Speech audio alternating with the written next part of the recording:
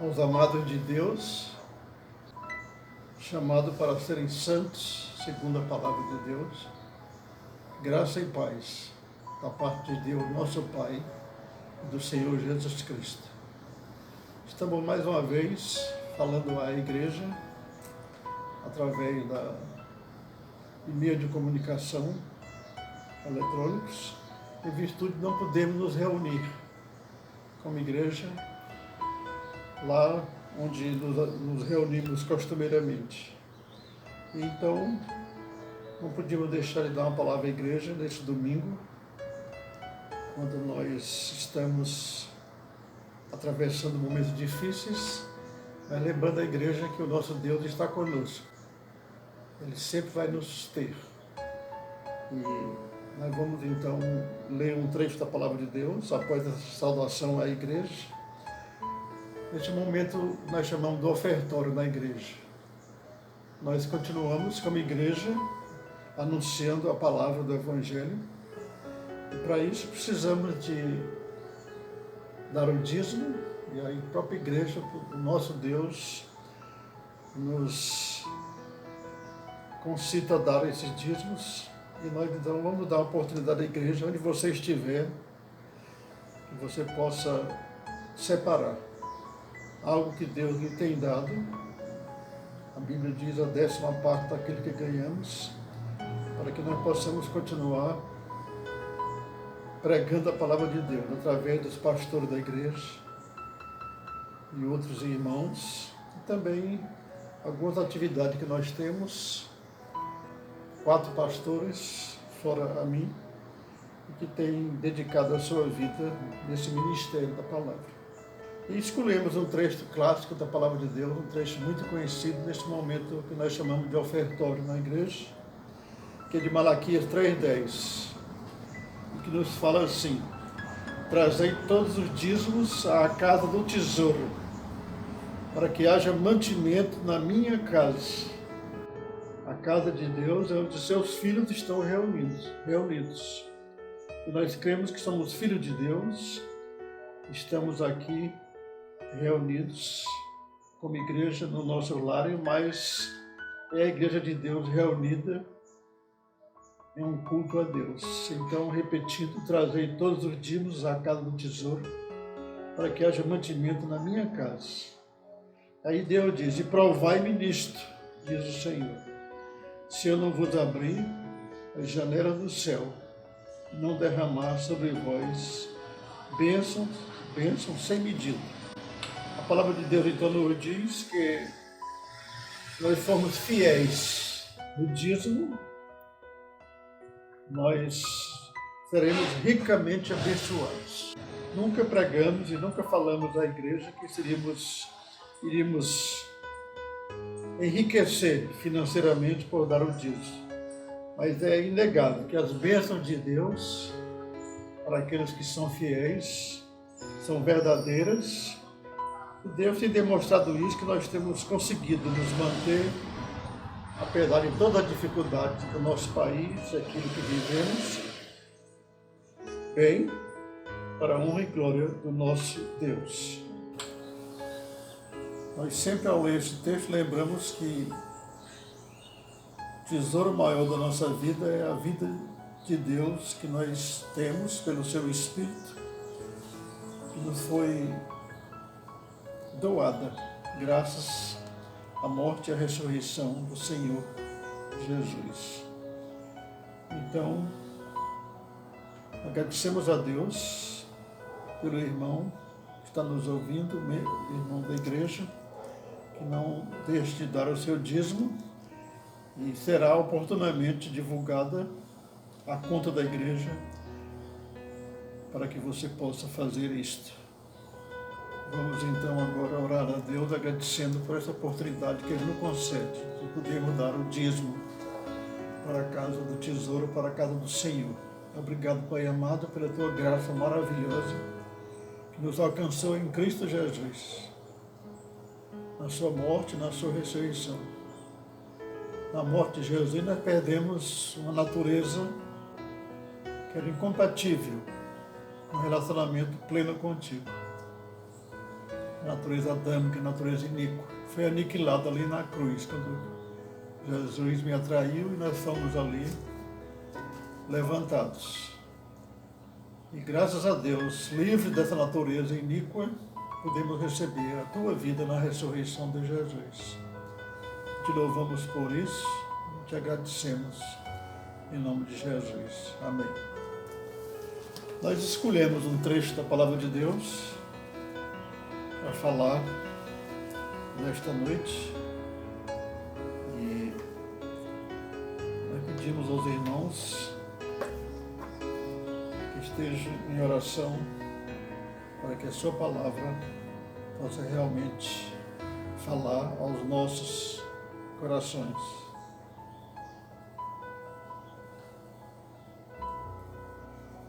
Nós estamos vivendo momentos de dificuldade. Essa pandemia que tem engraçado não só o nosso país, mas no mundo, tem deixado muitos preocupados. Isso é natural, porque o próprio Jesus nos falou que no mundo tereis aflições, mas tendes bom ânimo, ele disse, porque eu venci o mundo. Então, nós estamos confiados na palavra de Deus e gostaríamos de compartilhar com a igreja algumas palavras, alguns versículos da Bíblia que falam sobre esse conforto que Deus nos proporciona pela sua vida que está em nós. No Evangelho segundo Mateus, capítulo 28, verso 29, ele diz assim: venham a mim, todos que estão cansados e sobrecarregados, e eu darei descanso a vocês. Tomem sobre vocês o meu jugo, e aprendam de mim, porque sou manso e humilde de coração, e vocês encontrarão descanso para as suas almas. Nós já temos um descanso no campo espiritual, pela vida de Deus em nós, seu Espírito em nós, no nosso Espírito. Daqui o Senhor da vida, Jesus nos fala que há um descanso também que Ele nos proporciona no livro da alma. Nesse mundo atribulado que nós vivemos, Ele nos dá esse descanso. Lá no Velho Testamento, no livro de Deuteronômio, capítulo 31, verso 8, diz assim: o próprio Senhor irá à sua frente e estará com você. Ele nunca vai nos deixar, nunca o deixará, nunca o abandonará. Não tenha medo, não desanime. Então esse é o sentimento que aqueles que têm essa vida nova em Cristo, têm a vida espiritual, não têm medo e não podem desanimar, porque Cristo é a nossa vida e Ele nos susterá em tudo aquilo que possa acontecer conosco. O apóstolo Paulo, na segunda carta que ele fez aos Coríntios, no capítulo 1, verso 3 a 7, ele diz assim: bendito seja o Deus e Pai de nosso Senhor Jesus Cristo, o Pai das misericórdias. Olha que coisa maravilhosa. O nosso Senhor Jesus Cristo é o Pai das misericórdias e Deus de toda consolação, que nos consola em todas as nossas tribulações, para que com a consolação que recebemos de Deus, possamos também consolar os que estão passando por tribulação. Então, bendito seja o Deus e Pai de nosso Senhor Jesus Cristo, porque Ele é o Pai das misericórdias. Ele nos conforta em todas as nossas tribulações, os nossos problemas que surgem no dia a dia da nossa vida, até que Ele venha, Senhor Jesus. Nós vamos ter um encontro com Ele, fora desse corpo material que temos, mas em espírito.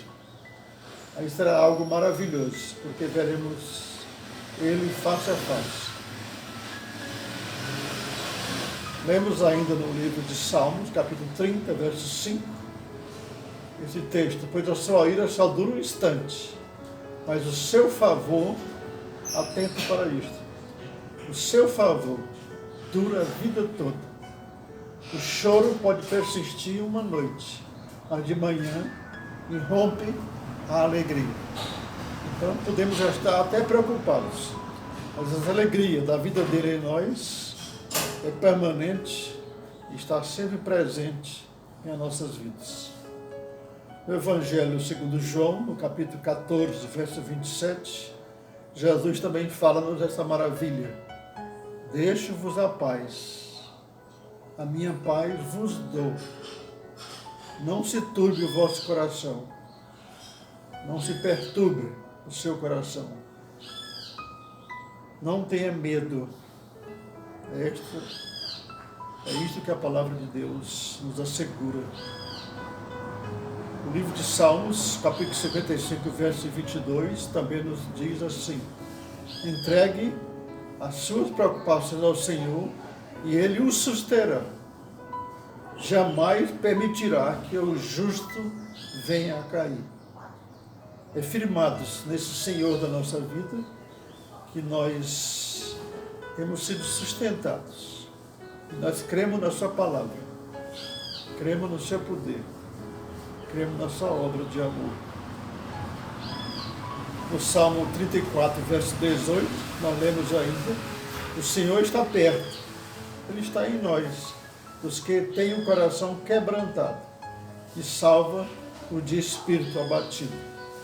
Nós não estamos de espírito abatido, mas com os problemas que temos vivido, é possível que alguém possa estar abatido, e a palavra de Deus nos diz que Ele está perto daqueles que têm um coração abatido, mas quebrantado pela sua graça.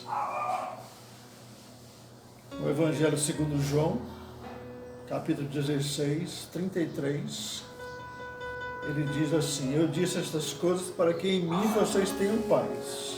Jesus Cristo falou-nos essa verdade. Eu disse essas coisas para que em mim vocês tenham paz. Neste mundo vocês terão aflições, contudo tenham ânimo, porque eu venci o mundo.